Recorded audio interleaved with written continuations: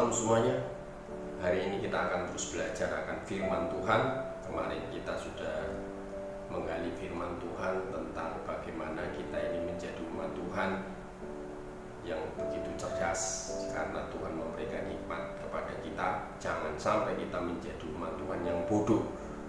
Kenapa hal itu terjadi? Karena ketika kita bodoh, apa yang terjadi itu merugikan diri kita sendiri dan akhirnya menyalahkan Tuhan. Kemarin kita sudah berbicara tentang ada orang yang bijaksana dan ada orang yang bodoh. Orang bijaksana mendengar firman Tuhan dan melakukannya, tetapi orang bodoh mendengar tetapi tidak melakukan. Apa yang terjadi? Dia membangun di atas pasir, artinya dia membangun sesuatu yang mudah rapuh. Ketika itu dibangun orang bodoh ini, akhirnya orang bodoh ini mengalami kerusakan yang hebat, atau dalam hidupnya mengalami kehancuran. Ini yang merugikan, sangat-sangat merugikan. Kalau orang dunia saja, mereka ketika mereka terus belajar, mereka adalah orang-orang yang menemukan banyak hal, pencipta ini dan sebagainya, menciptakan ini dan menciptakan ini. Mereka adalah orang-orang pintar. Tidak ada orang bodoh yang menciptakan ini, tidak ada. Karena orang pintar akan terus mencari ilmu atau mencari pengetahuan baru, dan bahkan mereka menciptakan sesuatu yang baru karena mereka sudah mendapatkan ilmunya, sedangkan orang bodoh tidak mendapatkan apa-apa. Nah, kita akan belajar firman Tuhan. Amsal 19, kita buka firman Tuhan di Amsal 19 ayat 3. Demikian firman Tuhan. Kebodohan menyesatkan jalan, lalu gusarlah hatinya terhadap Tuhan. Ada terjemahan yang lain, itu bagus sekali. Firman Tuhan berkata, kebodohan merugikan diri sendiri dan akhirnya menyalahkan Tuhan. Nah, kita menjadi sebagai umat Tuhan, seharusnya kita belajar dari ini. Di dalam kehidupan orang-orang yang cerdas, pintar, bijaksana, itu ada sebuah perubahan. Orang dunia itu selalu ingin mencapai tujuan mereka dengan terus belajar dan belajar.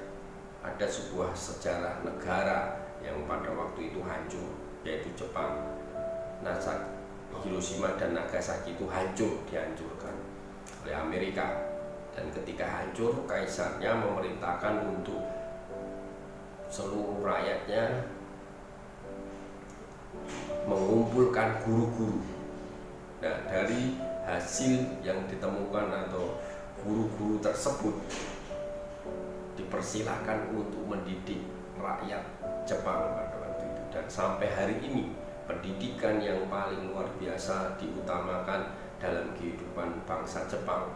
Itu telah merubah sejarah bangsa Jepang, merubah Jepang menjadi negara yang maju. Nah, itu adalah sebuah contoh bahwa pendidikan itu penting, mengubah sejarah kehidupan tidak hanya pribadi manusia, tapi pendidikan juga mengubah sejarah bangsa. Kalau pendidikan mengubah sejarah bangsa dan kehidupan, maka kita ini harus terus belajar. Kita ini adalah orang-orang yang berpendidikan. Kalau kita orang-orang yang berpendidikan, maka itu akan mengubah hidup kita. Bahkan bangsa ini akan diubah dengan kecerdasan, kepintaran. Karena diberikan hikmat, pengertian daripada Tuhan, maka kita akan bisa mengubah hidup kita dan mengubah bangsa ini. Tapi kalau kita bodoh, kita tidak akan bisa mengubah bangsa ini, tidak bisa mengubah hidup kita. Karena kita tidak tahu masa depan kita, karena kita bodoh. Nah, kemarin kita sudah ngomong bahwa iblis juga sampai hari ini pekerjaannya adalah membuat umat Tuhan itu bodoh, membuat orang-orang itu bodoh. Itu pekerjaannya. Firman Tuhan katakan bahwa dia itu adalah iblis, itu membunuh, datang ingin membunuh, mencuri, membunuh dan membinasakan. Ini pekerjaan setan, pekerjaan iblis, mencuri, membunuh dan membinasakan. Ini yang terjadi. Nah, kita baca firman Tuhan.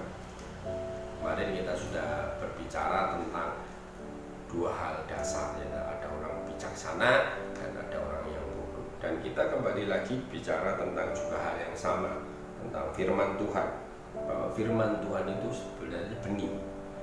Nah, benih itu apakah bertumbuh terus atau tidak tergantung kita, reaksi kita dalam hidup kita, terus membangun firman itu, belajar firman Tuhan, dan terus akan mengalami pertumbuhan, berkembang, dan berbuah. Tapi orang bodoh mendengar saja, tidak mau belajar, tidak mau berusaha, akhirnya itu merugikan diri sendiri. Kita buka di Lukas.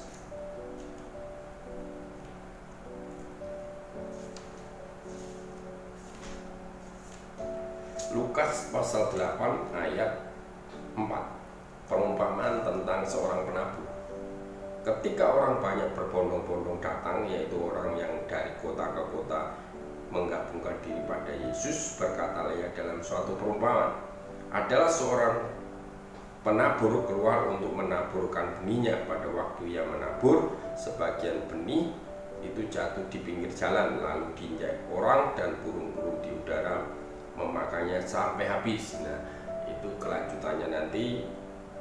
Sebagian jatuh di tanah yang berbatu-batu, jatuh di semak duri, dan jatuh di tanah yang subur. Kita loncat ke ayat 11. Inilah arti perumpamaan itu. Benih itu ialah firman Allah. Yang jatuh di pinggir jalan itu ialah orang yang telah mendengarnya, kemudian datanglah iblis lalu mengambil firman itu dari dalam hati mereka, supaya mereka jangan percaya dan diselamatkan. Ya, perhatikan ini pekerjaan iblis. Pekerjaan iblis membuat kita bodoh. Ketika kita mendengar firman Tuhan, firman itu diambil dari kita supaya tidak bertumbuh, supaya kita ini akhirnya ini tidak percaya dan akhirnya tidak diselamatkan. Ini pekerjaan iblis. Dia akan berusaha mengambil firman itu, merampas firman itu, mencuri firman itu, dan akhirnya membunuh kita dan membinasakan. Ini pekerjaannya. Lah, kalau pekerjaan iblis membuat kita bodoh, terus reaksi kita seperti apa? Seharusnya reaksi kita terus berdoa kepada Tuhan, terus datang kepada Tuhan, terus belajar firman Tuhan. Ketika kita tahu ini loh firman Tuhan, mengetahui kebenaran, kebenaran itu akan membebaskan kita, kebenaran itu akan memerdekakan kita. Kita tidak dibelenggu oleh kebodohan yang berasal dari setan iblis.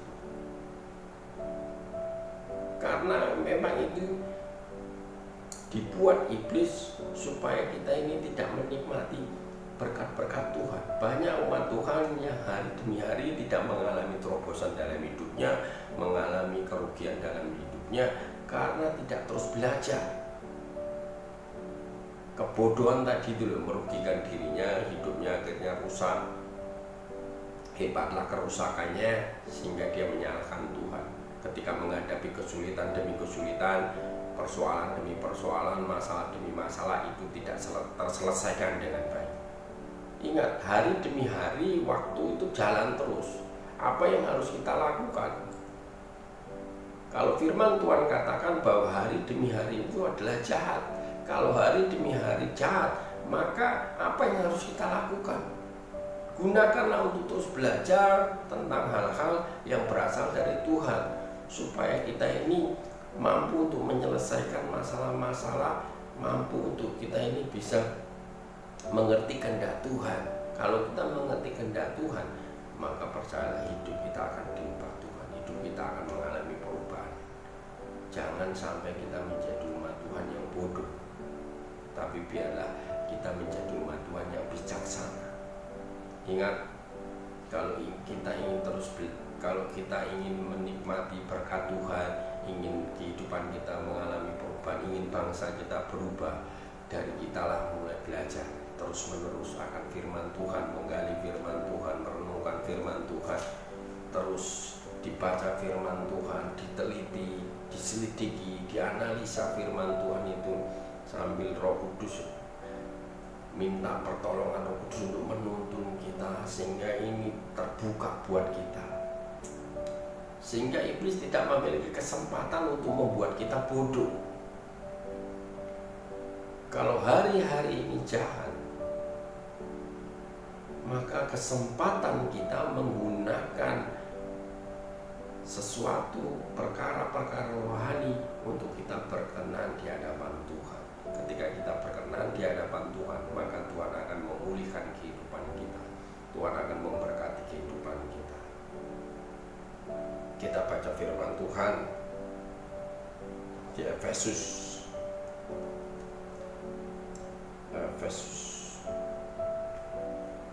Apa yang terjadi?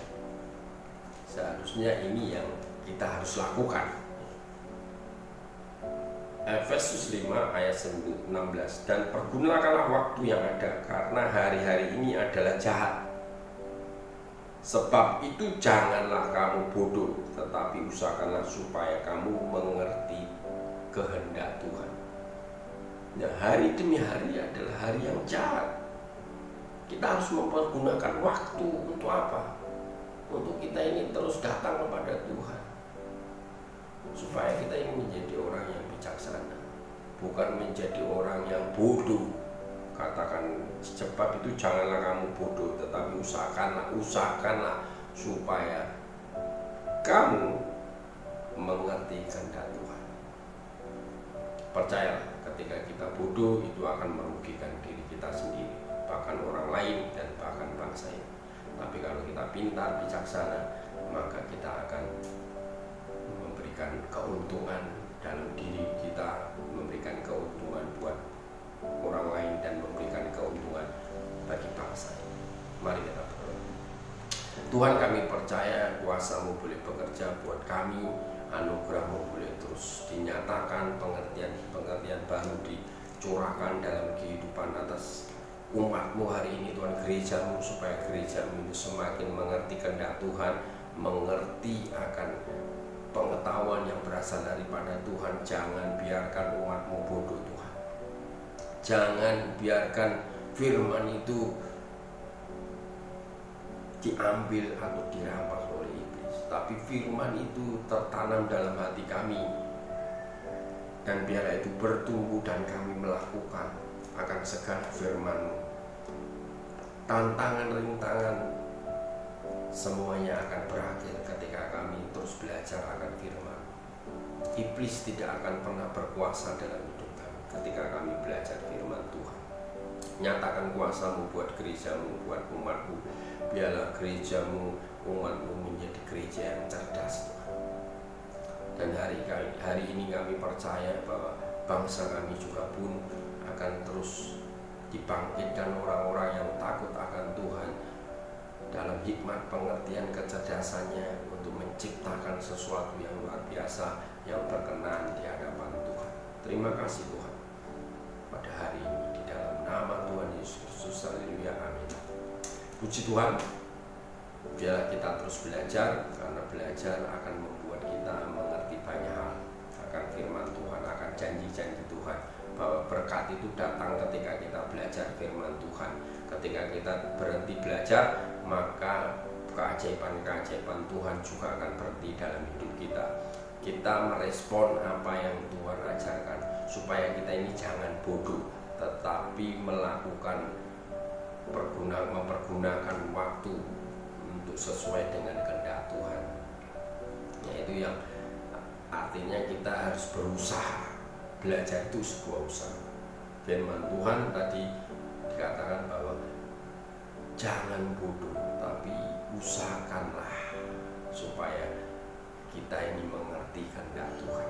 Nah, ini yang terjadi dalam hidup kita, supaya kita ini terus belajar bahwa kehendak Tuhan itu yang terpenting. Kita harus berusaha mengusahakan hal yang terbaik daripada Tuhan. God bless you. Tuhan Yesus memberkati.